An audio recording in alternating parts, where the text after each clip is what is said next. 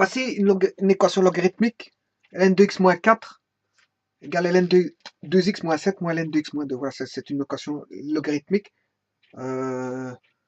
Logarithme de base E. C'est une équation logarithmique de base E. Tout d'abord, il faut évaluer les conditions d'existence. Ceci, c'est x moins 4 doit être strictement positif.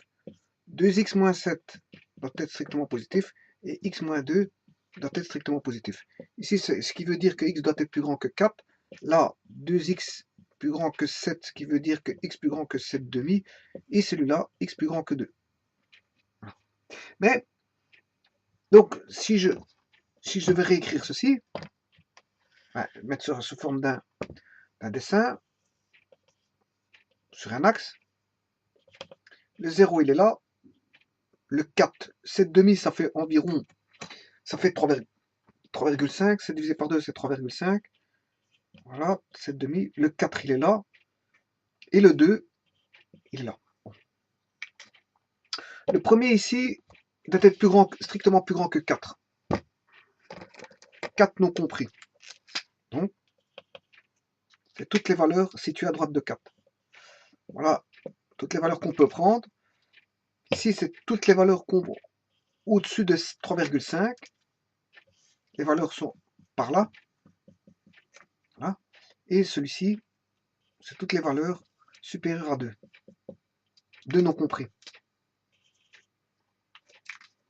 Et donc, les x qui satisfont, enfin qui doivent satisfaire à l'équation que vous voyez ici, en fait, ce sont les x. C'est les x qui vérifient les conditions d'existence des 3. Donc, c'est l'intersection des conditions d'existence qui est important. Et l'intersection des conditions d'existence se trouve ici. C'est-à-dire, c'est le plus grand qui va faire un petit peu sa loi. C'est le plus grand des nombres. Donc, je pourrais dire que les conditions d'existence, mais c'est x doit appartenir à 4 jusque l'infini.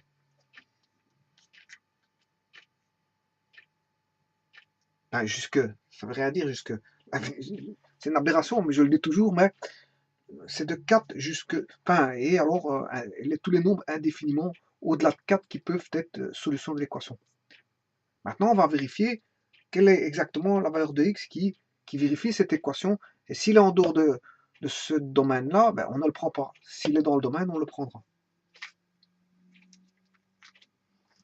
Alors, pour résoudre ce type d'équation-là, il suffit d'appliquer les règles des exponentielles. Là, on a la soustraction de 2 logarithmes népériens, ce qui revient à faire le quotient.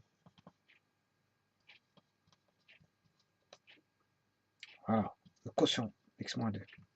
Pourquoi? Parce qu'on a la différence de 2 logarithmes népériens, ce qui revient à faire le quotient. Et en écrivant ceci, 2 logarithmes sont égaux s'ils ont le même argument, ou si on prend les exponentielles en base E dans chaque membre, ben, l'exponentielle va faire tomber le logarithme. L'exponentielle va faire tomber le logarithme parce que c'est deux fonctions réciproques et on aura les arguments qui sont égaux 2 à 2. C'est-à-dire que l'argument du membre de gauche, qui est x moins 4, doit être égal à l'argument du membre de gauche, de droite, qui est 2x moins 7 sur x moins 2. Et ça revient à résoudre une équation de ce style-là. Bon. Alors, pour mettre au même dénominateur, donc 2, x doit être différent de 2, mais c'est le cas, parce qu'en fait, j'ai déjà pris dans le domaine, j'ai exclu le 2. 2 est exclu dans ce domaine-ci. 2 est exclu.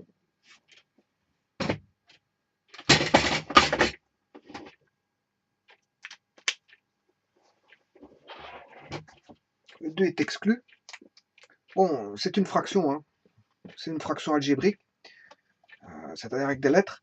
Donc il suffit de mettre au même dénominateur et le dénominateur commun, ben, c'est x moins 2.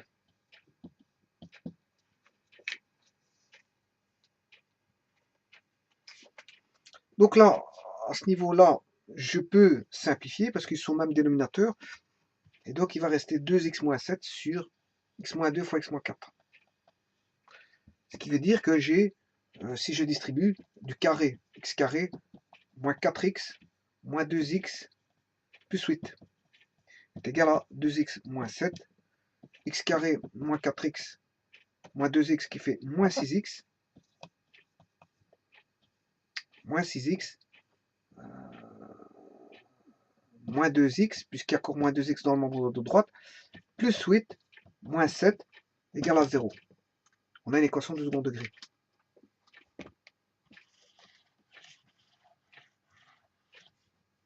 L'équation du second degré est exactement x carré moins 8x plus 1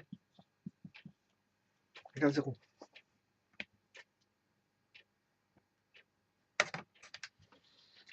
Alors, les solutions de ceci, je vais les calculer à la machine.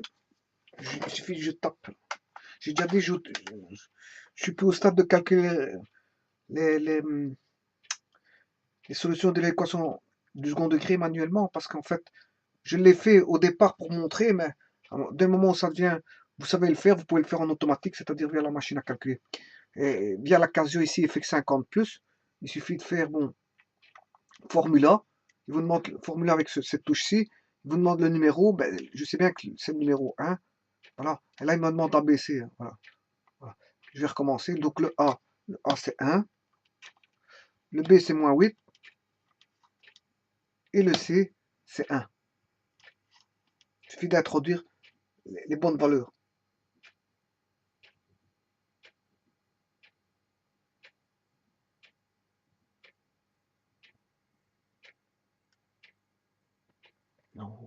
Voilà, voilà. Bon, donc les réponses 7,87 et 0,12. Moi, je n'aime pas trop ça. Donc, je n'aime pas trop ça. Les avoir en décimal, je préfère les avoir en fraction. Et pour les avoir en fraction, je vais les calculer. Donc, le A vaut 1, le B vaut moins 8, et le C vaut 1. Donc, le delta, il vaut B carré, 64 moins 4 fois A fois C, ce qui fait 64 moins 4, ce qui fait 60. Donc, moins B, j'ai effacé, je ne me rappelle plus ce que j'avais. Enfin, c'est x moins 4 fois x moins 2 est égal à 2x moins 7. Ce qui fait x carré moins 2x moins 4x plus 8 moins 2x plus 7 égale 0. Ah, ici, de toute façon, j'avais une erreur parce que j'ai moins 7 ici. Quand il passe dans le membre de gauche, ça va faire plus 7. Donc, j'avais déjà une erreur, de toute façon. Donc, vous m'oubliez ce que j'avais marqué. Donc, ça fait x carré moins 4x moins 4x qui fait moins 8x. Ça, c'était bon. Par contre, j'avais 8 plus 7. Moins 4 fois moins 2, c'est plus 8. 8 plus 7, ça fait 15. Donc, c'est x carré moins 8x plus 15. X carré moins 8x plus 15 égale 0. Delta b carré, il faut 64. Moins 4 fois A fois C. Ça fait 64 moins 15 fois 4, ça fait 60. Ah, voilà, ça fait 4. Donc, le delta, racine delta, c'est 2. Donc, les réponses, ce sera x1, x2 seront moins b, c'est-à-dire 8, plus ou moins la racine carrée de 4 qui vaut 2, sur 2 fois a. C'est-à-dire 2 fois 1, ce qui fait 2. 8 plus 2, 10, sur 2, 5. 8 moins 2, 6 sur 2, 3. Donc les réponses, c'est 5 et 3. Est-ce que 5 fois 3, ça fait bien 15? Ben oui, C sur A, ça fait bien 15 sur 1, ce qui fait 15. Et la somme, c'est moins B sur A, 5 plus 3, 8. Ça fait moins B, qui vaut moins 8. L'opposé de moins 8, c'est 8 sur 1, ce qui fait bien 8. Donc 5 et 3 sont les bonnes solutions. Maintenant, revenons ici. Est-ce que 5 est acceptable? X égale 5. 5, est-ce qu'il est acceptable? Ben oui, il est dans le domaine. Et x égale 3 est dans le domaine. Les solutions seraient probablement 3 et 5. Bon, pour ça, il faut vérifier. On va vérifier si c'est vrai. Bon, on va commencer par le 5. 5 moins 4, ça qui fait 1. ln de 1, ça fait 0. Donc là-bas, de l'autre côté, je dois trouver 0. Si je mets 2 fois 5, 10. 10 moins 7, 3. Donc j'aurai ln de 3 moins ln de 5 moins 2, c'est qui fait 3. ln de 3. ln de 3 moins ln de 3, ça fait bien 0. Et ça correspond bien à ln de 1 qui vaut 0. Donc la différence-là fait bien 0 si je mets 5. Donc le 5 est solution. Vérifions avec 3. 3 moins 4. Ah oui, oui, non, ici c'est 3. Il a rejeté. Parce qu'il est en dehors du domaine. Parce que ln de 3 moins 4, ln de moins 1, ln de moins 1, ça n'existe pas. Parce que la valeur doit être négative. Donc le 5, le 3, ici, il est... La seule solution, c'est 5. Le 3 est à rejeter. Il n'y a qu'une solution, un singleton. Ici. Il n'y a que la valeur 5 qui vérifie cette équation-là.